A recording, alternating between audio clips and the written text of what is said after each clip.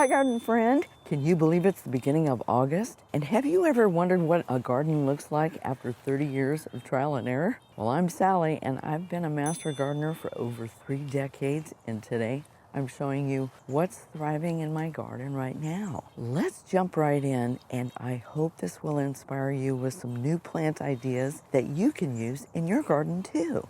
Let's go.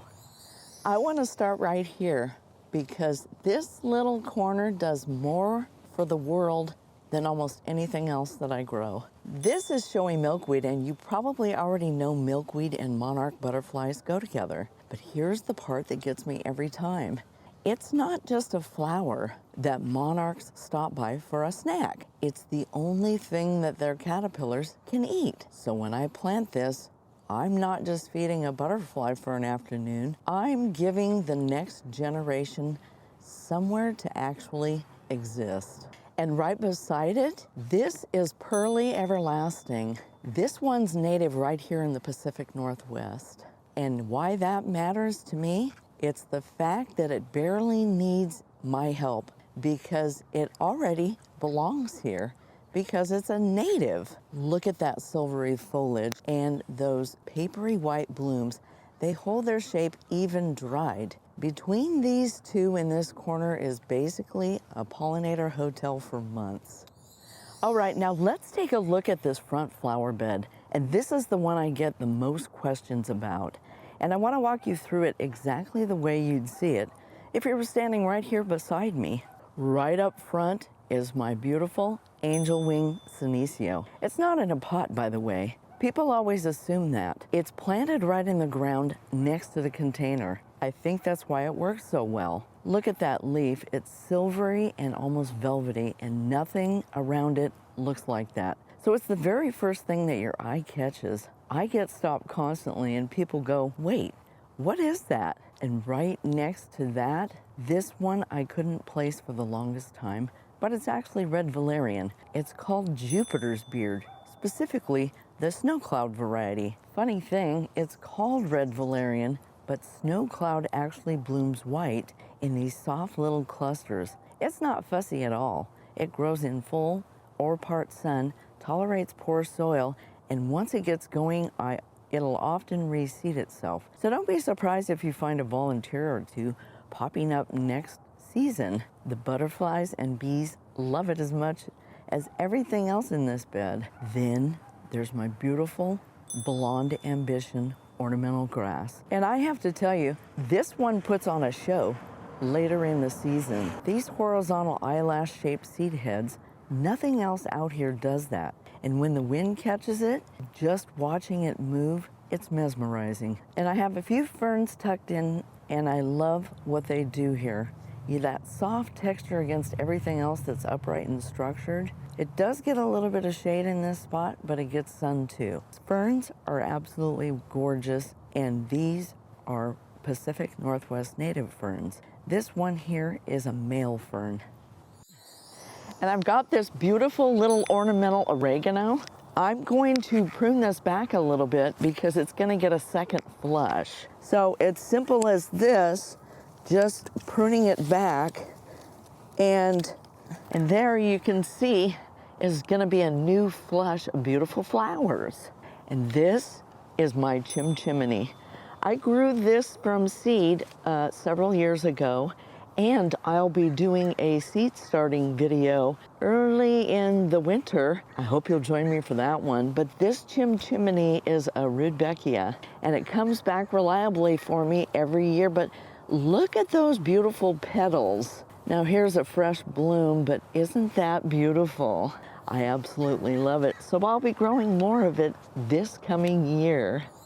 Now this is whipcord hebe, and it's often mistaken for a conifer. It's a low-growing evergreen that works beautifully in this bed. And then right here is a taller evergreen. It's just your basic boxwood. That is called Tutti Frutti, and that is an Agastache. So I do love how it looks in this garden. This is just the small little area of my front bed. I just wanted to show it to you today.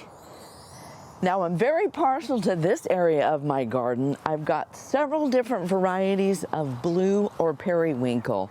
Now this is catmint and it needs to be pruned back a little bit. And this is called blue fountain. And it is a hyssop. I love it. Look at those beautiful, beautiful blooms. Here's my beautiful salvia. And I think these three together really make a statement in this part of the garden. I've got these sweet little echinacea down here. I think they're called Sahara. And then I've got my beautiful salvia. And look at this. This is a coral berry. Now I saved this coral berry from being thrown in the dumpster. It was in terrible shape when I got it, but look at it now. And these beautiful coral berries, they look beautiful in the wintertime. It's thriving now. I even need to prune it back. If you haven't tried coral berry before, I highly recommend it. Now in front of this bed, like I said, I have got my beautiful salvia here in my Blonde Ambition ornamental grass. Now there's a little bit of the pincushion left, and there's my Verbena bonariensis. And this is another Agastache, and I absolutely love these three here together. This is a type of a ceanothus that is more like a ground cover. And then there's that beautiful catmint again. And here's my newest addition. It's this beautiful arbor here that I just installed. I did a video about arbors and trellises. And these echinacea and coneflower are beautiful here. Then I've got a couple of boxwoods, and I planted a clematis here. Hey, before I keep walking with you, I put together a free 4-season garden checklist. It's in the description below. Make sure you check it out. You can download it, hang it on your refrigerator if you need to.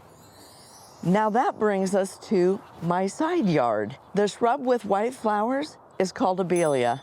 I believe it's called kaleidoscope. And I've got my beautiful clematis. It's nearly bloomed out. And on the other side is some beautiful goldenrod that will get beautiful yellow flowers in late summer, and another Abelia. So let's head to the backyard now.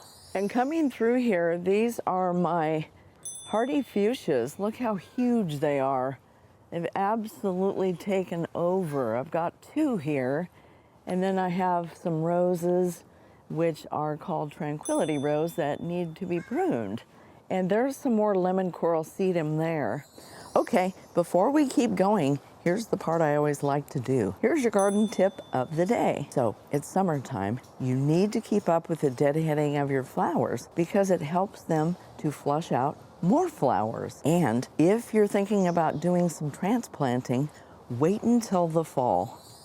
This next part of the garden means more to me than almost anything else here. So let me slow down for a minute. You see, this was the house that I was born and raised in. And when I installed this arbor, I not only wanted a beautiful structure, I wanted something beautiful growing up this arbor that meant something to me. So I planted 2 Eden climbing roses, one for my brother and one for my sister. Now, both of my siblings have passed, but every time I walk out into the garden, it's like they're right here with me. It's one of the best things that I did in my garden because it is in honor of both my brother and my sister. So consider planting something in honor of someone in your life who was important that may have passed. If today felt like something, and if it made you want to go look at your own garden a little differently, stay with me. I'd love to have you subscribe. I'd love to have you join me, and I appreciate every single one of you. Now, we can't forget to talk about hydrangeas. Mine are finally blooming. This is a limelight hydrangea, and it gets quite large. It's been here for probably about 7 years. I've got several other varieties of hydrangeas that I'll show you as well. But I am partial to the panicle hydrangeas, which is what these are. I love panicle hydrangeas. Don't you? Let me know in the comments. And here is a firelight tidbit, I believe, hydrangea. And isn't that gorgeous? It gets afternoon sun, which is best for these types of hydrangeas. Look at that, it's beautiful. And look at these spectacular hydrangeas. Now this is called white wedding dress. Isn't it gorgeous? It gets a little bit smaller than some of the other hydrangeas, but my goodness, look at those blooms. I hope this has inspired you today. I hope you're having a great gardening day, and I'll catch you in the next one.